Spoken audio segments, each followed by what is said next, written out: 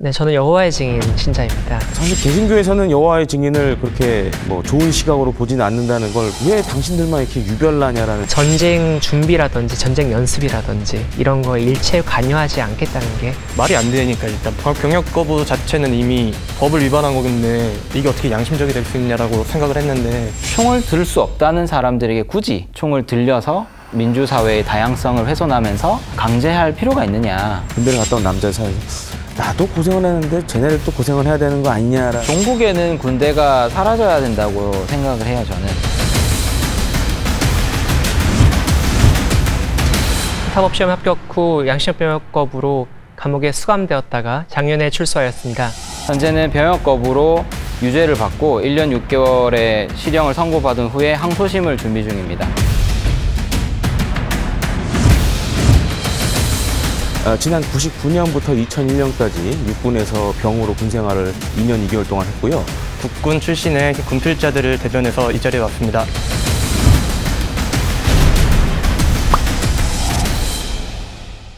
저는 종교적 신념에 따라 병역을 거부했습니다. 어렸을 때부터 성서로 훈련받아온 양심에 따라서 과연 예수님께서라면 총을 드셨을까 하는 그런 생각에 군인이 되길 거부했습니다. 여호와의 증인을 믿고 계신 거죠? 네. 그러니까 총을 말씀하시는 거죠? 집총 거부라는 거. 총을 안 드시겠다는 얘기인가요?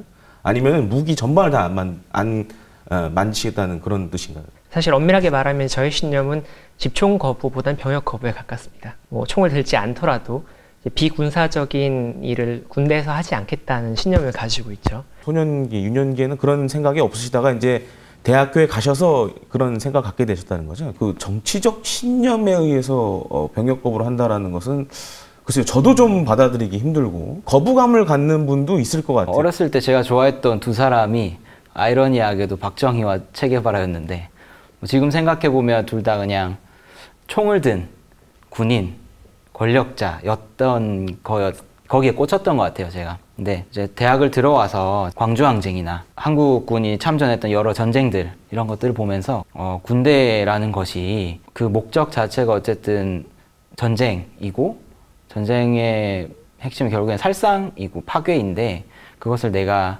할 수 있을까? 내 신념상으로는 그런 것들을 수행하는 것이 내가 배우고 해왔던 말들과 정면으로 충돌한다는 생각을 하면서 병역 거부를 선언하게 됐습니다. 왜 당신들만 이렇게 유별나냐라는 질문을 하실 것 같은데 그 점에 대해서는 좀 어떻게 생각하십니까? 사실 우리나라, 대한민국만 여호와의 증인이 특별히 병역을 거부하는 종교로 알려져 있지만 세계로 좀 더 시선을 넓혀보면 병역 거부를 처음 한 종교는 여호와의 증인이 아니었습니다. 뭐 케이커교나 아니면 이제 수많은 이제 기독교의 다른 종교들, 사실 모든 종교들이 다 평화를 사랑하고 사랑을 강조하는 건 마찬가지지 않습니까?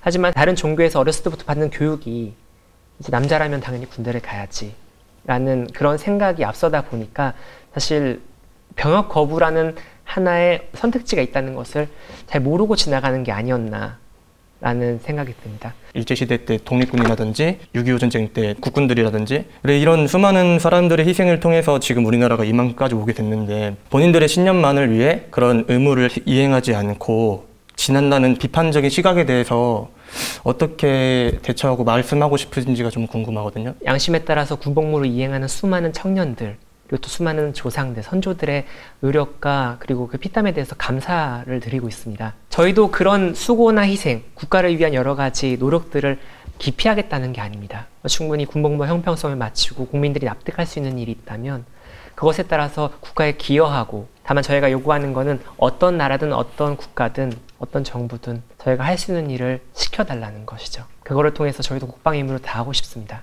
양심적 병역 거부를 뭔가 증명을 해야 되잖아요. 그러면 이제 사실 정치적 신념에 의한 거부는 도대체 그럼 어떤 잣대를 가지고 이걸 봐야 되냐. 아니 그런 정치적 신념은 상황에 따라 변할 수도 있는 거 아니냐라고 생각할 수도 분명히 있거든요. 제가 입당했던 입당 원서와 입당 시점, 그리고 뭐 제가 했던 활동의 사진들 이런 건데, 사실은 양심이라는 게 헌법재판소의 96년 판례를 보면 마음의 소리라고 얘기를 하거든요. 마음의 소리를 어떻게 밖으로 내보이겠어요. 그래서 사실 현실적으로 불가능한 거라고는 생각하는데, 그렇다면 이제 종교적 신념도 사실 이것도 어떻게든 증명을 해야 되잖아요. 병역을 거부하는 것으로 알려져 있는 종교 경우 신도란 확인서를 발급받아서 제출하도록 합니다.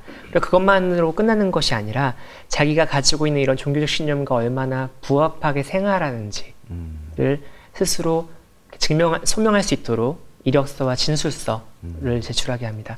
제가 변호했던 병역 거부자 재판 중에서 한 재판에서 판사님이 그런 질문을 피고인에게 하셨어요.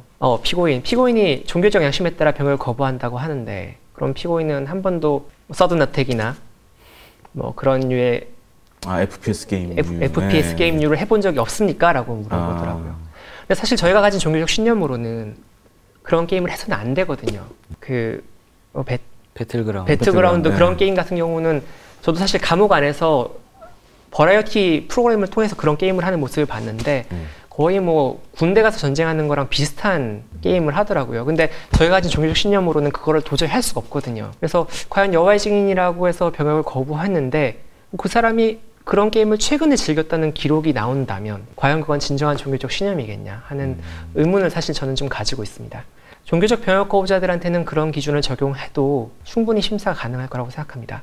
사실 이번에 얼마 전에 대체복무제도 시민사회안이라는 거를 이제 시민사회 단체들이 발표를 했더라고요. 저도 이거를 읽어봤는데 저의 입장에서는 군과 무관한 일이라면 아무리 힘든 일이라도 형평성 있는 복무를 할 수 있고요. 반대로 아무리 쉬운 일이라도 군과 관련이 있는 일이라면 저희는 할 수 없습니다. 저는 단지 4주간 사법연수원 동기들과 함께 훈련을 하면은 사실 군복무가 없어지는 거였지 않습니까? 하지만 저는 뭐 남들이 다들 부러워하고 또 가고 싶어하는 그런 군대였지만 저는 제 신념상 갈 수 없었습니다.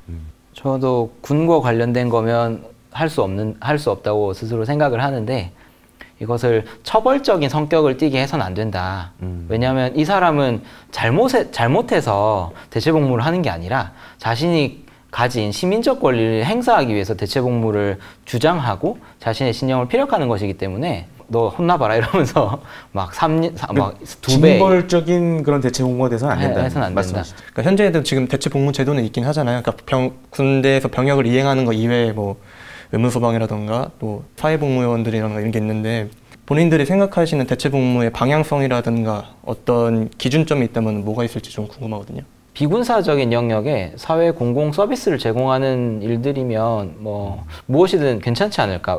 예를 들어 활동보조인 24시간 보장 이런 것들 말씀하신데 대체복무를 통해서 충분히 해결 가능한 문제이고.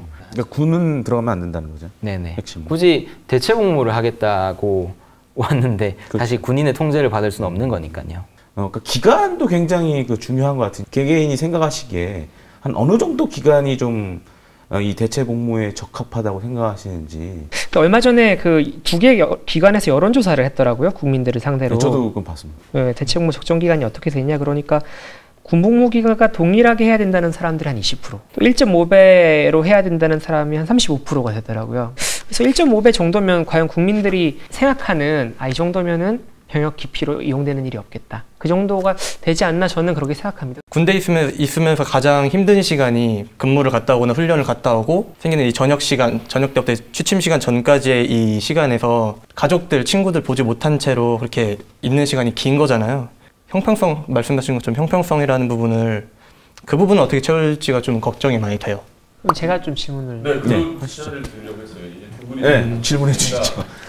제가 질문을 또 한 가지 꼭 드리고 싶은데 사실 이걸 보시는 또 시청자분들께서 밑에 또 댓글 다실 거예요. 지금 이미 달고 계실 수도 있는데 그러면 양심병역 거부란 용어에 대해서 사실 이해를 잘 못해 하시잖아요. 그리고 또 어떤 분들은 이 양심적 병역 거부의 양심이 옳고 바른 마음의 양심이 아니라는 거를 알면서도 좀 의도적으로 선동하는 듯이 이제 양심적 병역 거부면 그럼 군인들은 비양심이냐 이렇게 말씀하시는 분들도 있어요. 그걸 어떻게 설명을 드리면 사실 제일 잘 이해할 수 있을까요? 제가 봤을 때는 좀 용어를 바꿔야 되지 않나. 나는 군대를 갔다 왔는데 그럼 나는 비양심적인 사람인가 라는 생각도 들고. 그래서 또 어떤 분들에게 신념에 따른 병역 거부를 하면 어떻겠냐라고 얘기하니까 그럼 또 난 신념이 없네. 그렇게 말씀하시죠. 실제로 막 군대를 제대한 정말 힘든 훈련을 받고 온 수고 많이 하신 제 해병대 분을 만나게 돼서 개인적으로 되게 의미가 있었고, 공동체에 살고 있으면서 우리 사이에 참 대화가 없구나, 좀 더 많은 이야기를 직접 나눠야겠다는 생각을 했습니다. 지금 이 양심적 병역 거부자들에 대해서 안 좋은 생각을 가지시는 분들이 많을 거라 생각합니다. 하지만 지금 이거는 감정적으로 접근하다기보다는 앞으로 우리 사회가 더 좋게 변하기 위해서 꼭 한 번쯤은 생각해야 될 문제이기 때문에 이 부분이 어떻게 발전해 나갈 수 있는지 같이 고민해 봤으면 좋겠습니다. 고맙습니다. 너무 훈훈하게 끝난 것 같은데.